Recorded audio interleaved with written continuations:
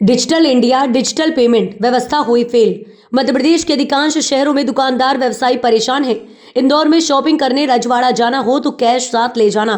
शहर के 650 दुकानों में यूपीआई से पेमेंट बंद, जनता परेशान।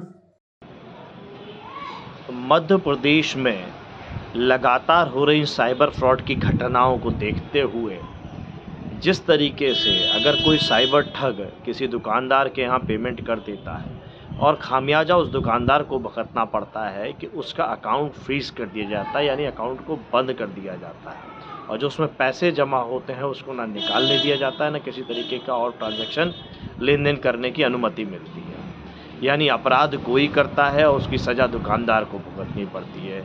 सरकार साइबर ठग को रोकने में या पकड़ने में नाकाम रहती है और सज़ा भुगतता है दुकानदार। इस बात को देखते हुए लगातार जब ये घटनाएं बढ़ती गईं राजधानी भोपाल में, इंदौर में और अन्य शहरों में, तो मध्य प्रदेश की आर्थिक राजधानी जिसको मिनी बॉम्बे कहा जाता है, वहाँ कपड़ा व्यवसायियों ने यह निर्णय लिया। लगभग 650 दुकानों ने बोर्ड लगा दिए हैं कि यूपीआई से डिजिटल पेमेंट अब नहीं लिया जाएगा, केवल कैश से लेन देन और एटीएम कार्ड या डेबिट कार्ड से या क्रेडिट कार्ड से ही पेमेंट का स्वीकार किया जाएगा।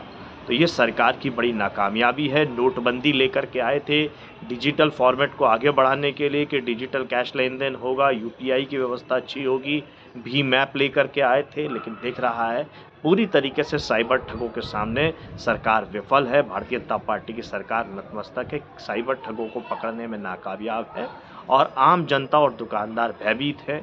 लोग अब डिजिटल फॉर्मेट में पैसों का लेन देन करने में डर रहे हैं, घबरा रहे हैं और सरकार भी सबकी मोबाइल पर रिंगटोन बजा रही है, लेकिन इस व्यवस्था को सुधारने में नाकामयाब साबित हो रही है। और तत्काल सरकार इन सब व्यवस्थाओं को दुरुस्त करे, लोग अपने पैसों के लेन देन को करने में सहज महसूस करें, असहज ना करें।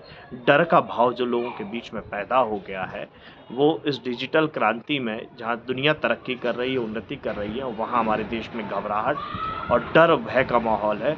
ये बहुत ही दुखद है, दुर्भाग्यपूर्ण है। भारतीय जनता पार्टी की, आरएसएस की सरकार इस ओर ध्यान दें।